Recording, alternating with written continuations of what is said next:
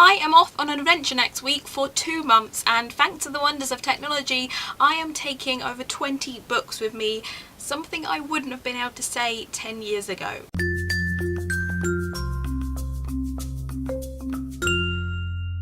Hi everybody, it's Lydia here. So I have been hinting at it for the last couple of weeks. I am off on an adventure for 2 months from next Wednesday. I'm travelling around Europe on the trains, and I thought I would take my trusty Kindle with me and 25 books. Yes, 25 books. Let's get started. So first up is Red Queen by Victoria Aveyard.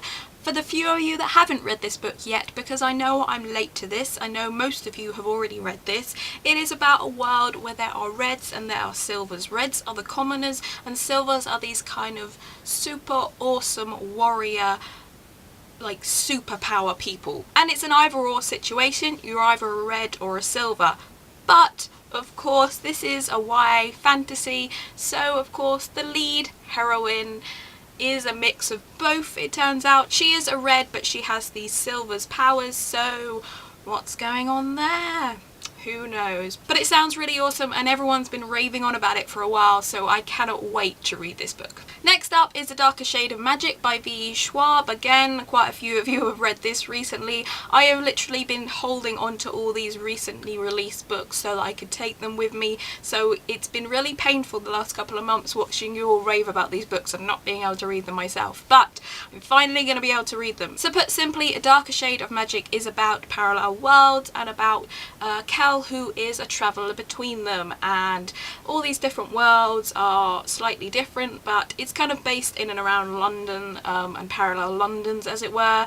It sounds really intriguing, it sounds really interesting, and again everyone's been raving about it, so I cannot wait to read this book. Next up is Mind Games by Terry Terry. This is a YA dystopia, and it is basically about a world where people either live in the virtual world or they live in the real world. It's an either or situation again, and as with Red Queen, there is the YA heroine who is of course a mix of the both. You have Luna, who is a refuser. She refuses to be part of the virtual world, but there is a reason, because she can actually exist on both the virtual world and the real world at the same time.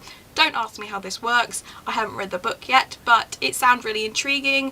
Terry Terry also wrote the Slated series, which was actually the first book I ever reviewed on this channel back last summer. So I'm really looking forward to reading this. I really liked her writing style in that, and this just sounds like another intriguing idea. I've already mentioned A Darker Shade of Magic by V.E. Schwab, and I'm also taking Vicious by V.E. Schwab. Again, a lot of you have already read this because it's been out for quite a while, but it's basically about these two college roommates who through their research discover that they are able to develop superpowers, as it were, and then they are thrown into prison, and years later when they are released from prison they basically become arch nemesis. Again, got rave reviews and you've all been raving about it, so can't wait to read it. Next up, I'm taking The Infinite by Laurie M. Lee. This is the sequel to Gates of Thread and Stone, which I had a sort of mixed reaction to, but in general the idea I thought was quite good, and I'm just really intrigued to see where she takes the series, so I'm looking forward to reading that. Next up is The Cure for Dreaming by Kat Winters. This is about a girl named Olivia who is basically a suffragist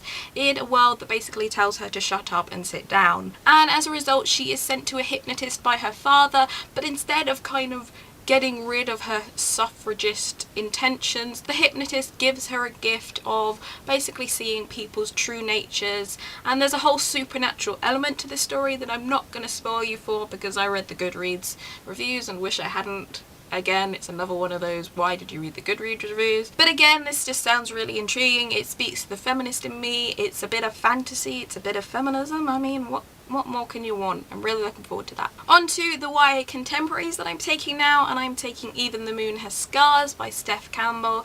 This I'm taking solely because it reminds me of my favourite film, Before Sunrise. It's basically about this girl named Luna who, when she was a baby, she nearly died from an undiagnosed heart condition, and as a result her parents basically keep her in cotton wool for her entire teenage years, until now, of course, when she meets Gabriel, who is this basically troubled teenager, you know, he's got an arrest record, he's heartbroken, and they bump into each other and they spend the night wandering around the city. It just sounded really good, and also the cover is really beautiful. That initially was the first reason I looked at this book, because I thought, wow, it's a beautiful cover. And then I was like, well, this is basically my favourite film in book form. I have to read this. Next up is The Last Days of California by Mary Miller, and this is about the end of the world. But it's about the end of the world with a twist. It's not a kind of post-apocalyptic thing. It's basically about Jess, who is a 15-year-old, and the end of the world is coming, and her family, who are extremely religious, basically pack them all up into the car and they travel west towards California, basically trying to save people's souls before the apocalypse happens. And along the way, Jess starts to have doubts regarding her faith and her beliefs, and it just sounded really interesting. It's got really good reviews, and I'm in a bit of a sort of post-apocalypse sort of kick at the moment, having read Station 11 and really loving that. I think this is going to be totally different. I think it's more a kind of character story as opposed to actually kind of about the apocalypse, as it were, but it still sounds really good, and again, it has got rave ratings, so looking forward to that.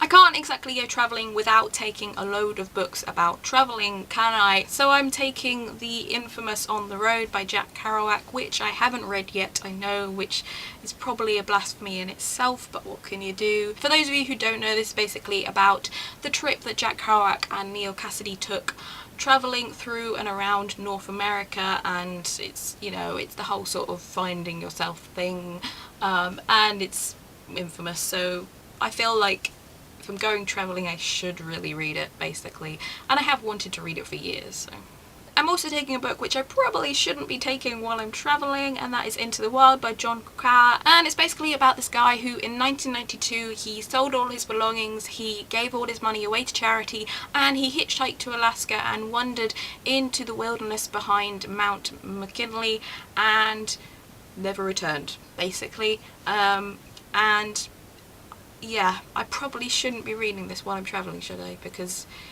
it sounds really... yeah.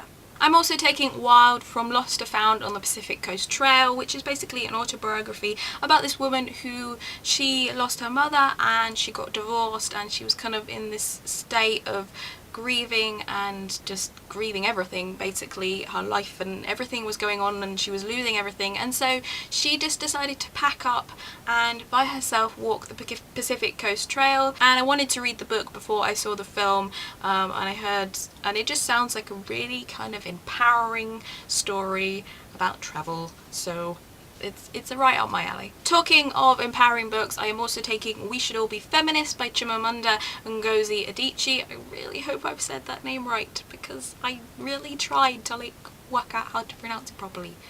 I'm really sorry if I didn't. And this is basically an essay on the TED Talk which she made about kind of what feminism means, that kind of thing, and it's meant to be really good. I'm also taking Yes Please by Amy Poehler, The Bookshop Book by Jen Campbell, and The Mighty Dead Why Homer Matters by Adam Nicholson.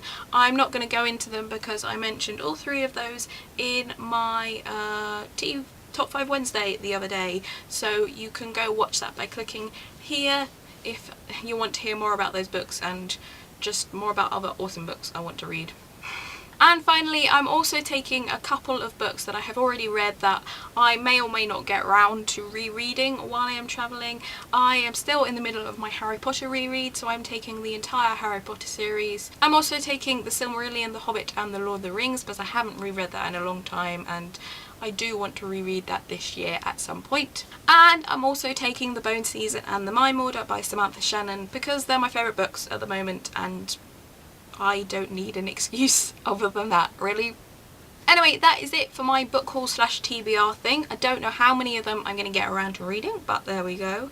Just so you know, I'm still going to be uploading videos over the next 2 months. I have pre-recorded a whole load of videos, so I will still be uploading and I will still be checking BookTube and watching other people's videos when I can. Obviously not as frequently because I'm going to be, you know, seeing the sights. Anyway, that is it for me today. I will see you again soon, but until then, bye!